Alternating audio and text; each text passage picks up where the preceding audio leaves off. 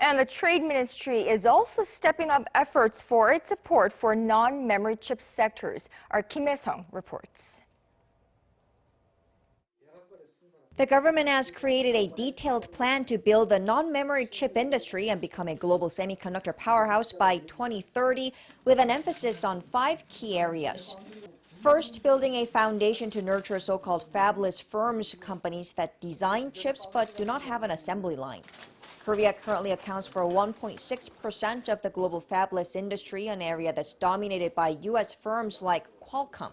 The goal is to raise that market share to 10% by 2030.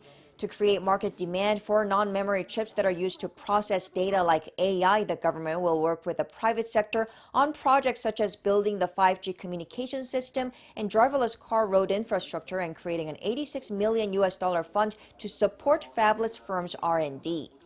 Second, nurturing technology. The Trade Ministry and Science Ministry will invest around $860 million in original non-memory chips technology in the next 10 years. With a goal of training 17,000 experts in non-memory chips, several local universities will establish semiconductor departments and semiconductor design centers. To develop the foundry businesses that assemble the chips they design, the government will provide various tax benefits to get small and big firms to invest.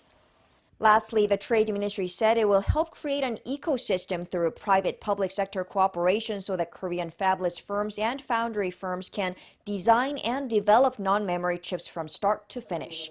The government expects this plan will help Korea become #1 in the foundry business and create 27,000 jobs by 2030. Kim Hyesung, Arirang News.